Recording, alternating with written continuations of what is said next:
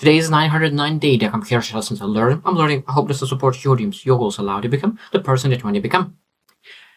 Every single person is destined for some kind of house, some kind of external house. Of course, when you have the bigger vision, the bigger the house that you will need to overcome to make sure that you're able to achieve that vision that you have for yourself. Now, if you don't have a vision whatsoever and you just follow with the river, of course, maybe it will be a little bit less house. And I think that every single person needs to decide how much house do they want in their life.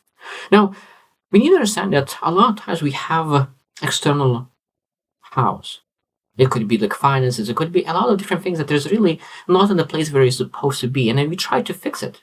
But a lot of times when we really understand what we need to fix is that external house is a symptom, not the cause. It's a symptom. So what is a symptom of? What is the root cause of the house externally? It's internal house. What is inside of you will really transforming your life in external world. So we're supposed to focus not on fixing external world. We're supposed to really fixate our mind and vision, really what we need to do to really fix our internal world that could translate to external. Because a lot of times people really look into really what they do externally with their finances and everything in between, and they try to fix that, but they never get any results because that's not what you're supposed to do. If you have a headache, you drink a painkiller, but it will not solve the problem. It will fix the symptom. That's exactly what happens with the finances. It could be that you get a job that will really release the tension, but will not solve the problem itself. So we need to understand again where we need to focus our intention to really be able to really focus. As today we'll share 10 areas that are really the internal world, internal house, transform the external world and really build that external house. So when you start to see that, okay, this is a thing that I'm struggling with, and I used to think that I need to do something externally to build that. As soon as you need to say, okay, what do I need to do internally that could really help me to really build that external world? So number one is relationships.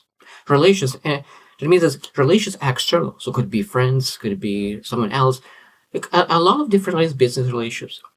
And we need to understand that those relationships are influenced based on your internal relationship with yourself. And if there's an internal house, it's very, very hard to really have meaningful relationships.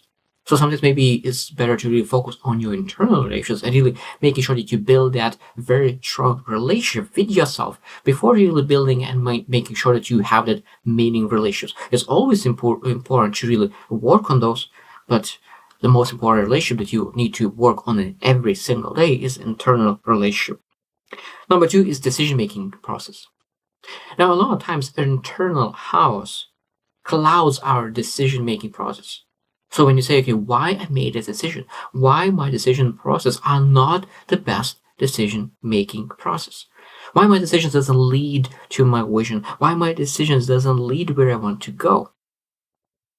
And that's the main question is answered a majority of the time is that maybe you have internal house. Maybe there is something internally is bothering you that is clouding your fair decision-making process. And you need to really focus.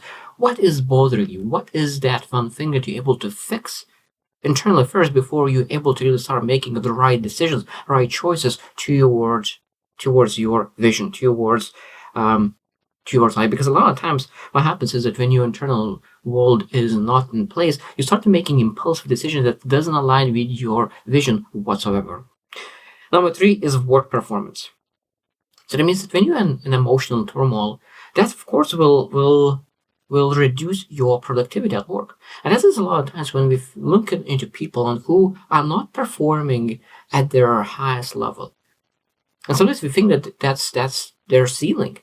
Because a lot of times we do not understand that they might be going through some kind of emotional turmoil or internal house that they're not able to perform at the highest. And it could be that they're performing at their 2, only because they're just not able to perform at the best. Because if you're emotionally turmoil, a lot of times that emotional strength will not allow you to really have that ability to perform at the highest productivity level. Because we need to understand that if you want to be the most productive as possible, you need to have a lot of things in place and at the same time emotional stability in place.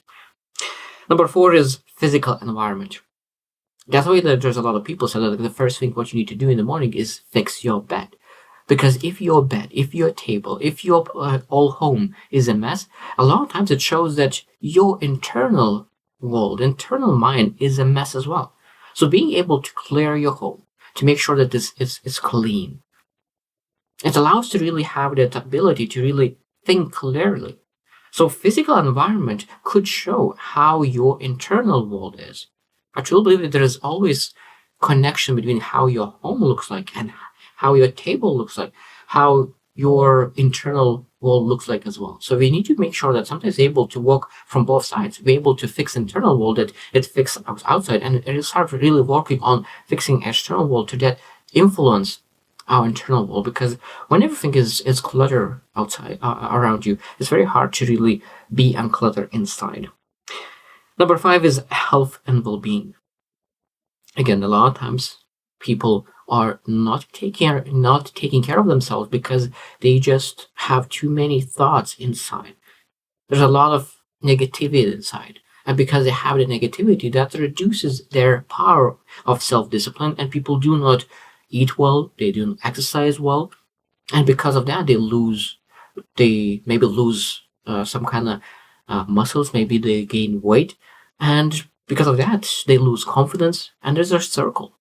So that means we need to understand that the internal world is such a powerful tool we're able to use for the benefit to increase some good things in life. And if we don't use it, it could really reduce our powers in taking care of our health, because health is very, very essential.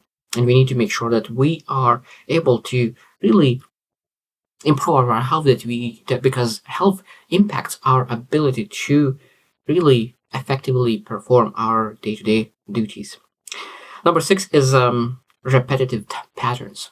So that means based on your internal world will be some kind of patterns that you consistently doing. Like it could be that on a consistent basis you're doing. It could be if you are very good internally, it might be that you're reading a book every single day for 15 minutes, for half an hour. Or maybe you do some kind of work or business-related activities. And you're able to be very self-disciplined and consistent. But if your internal world is in house, that might be that you're doing something that is detrimental for your health, for your mental health, for the things that you may be like smoking, some kind of addictions, maybe drinking. I don't know what it is, but like it could be some kind of addictions that really destroys your world. Because at some point, it's a circle again, it's a shame and doing the same thing over and over again, and it doesn't allow to get out of that circle. So we really need to understand that the internal world is so important to make sure that we build those repetitive patterns, those routines in place that really helps us rather than destroys us. Number 7 is communication breakdowns. Now, of course, we understand that relationships and communication is always works very, very closely. So we need to communicate with ourselves and speak to ourselves and ask ourselves what we want, what we don't want, what we need, what we don't need.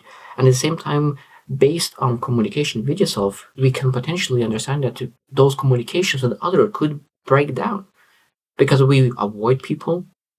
We could potentially really explode with other people because we just didn't take care of our own internal communication. Because internal communication, internal world is so much more than the external world. So I think that there's a lot of time people do not invest as much time internal world and external, because I think that when you think about really building external world, I think that actually 80% of the time, at least at the beginning, we need to spend on internal world. And then when you build that internal world, when we have that massive foundation, then of course we're able to really focus on other parts. But everything starts from foundation and everything starts from internal world.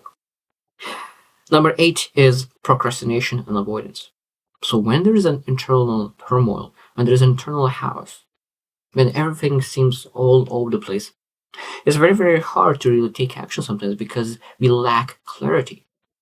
So that procrastination and avoidance is becoming very common words in our vocabulary because we do not know how to properly act when everything is all over the place. So internal house leads to procrastination. Internal house leads to avoidance. So we need to really understand that we're not supposed to neglect responsibilities, take action, and really go through that and build that internal clarity, internal beauty to make sure that we're able to take action without really procrastinating, without avoiding things.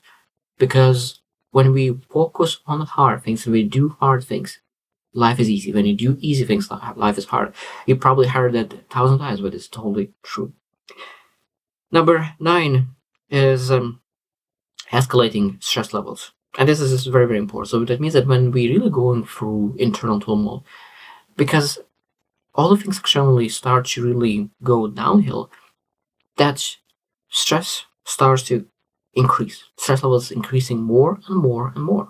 So it means we need to make sure that we understand that if we're going downhill, we need to change. We need to change direction, because at some point we'll reach the bottom and we'll need to go backwards anyway.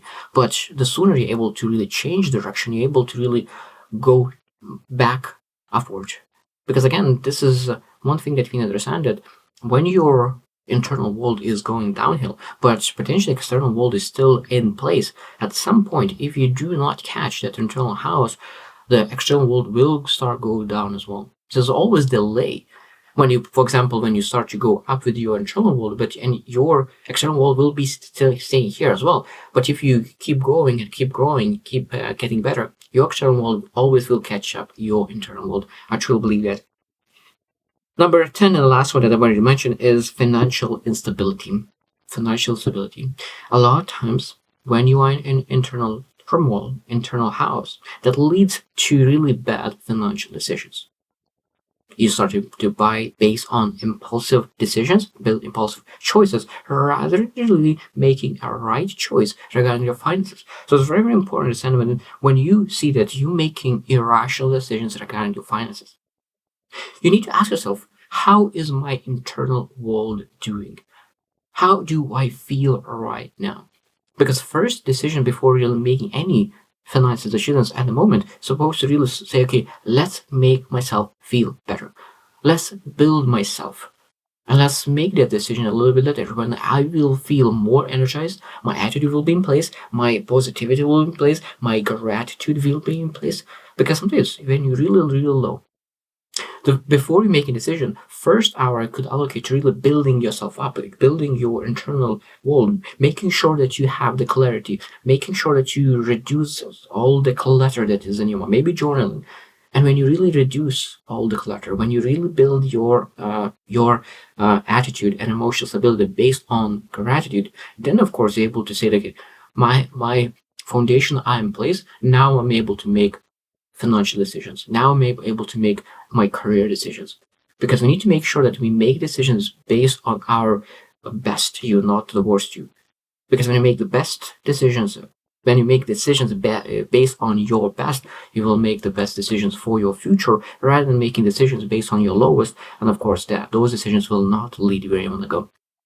So I hope that you reflect your external world and say, okay, what internal things is causing me to have this maybe disappointing results, and they're really fixing not the symptom but the cause, and that internal world could be the cause why your external world is not performing at the best.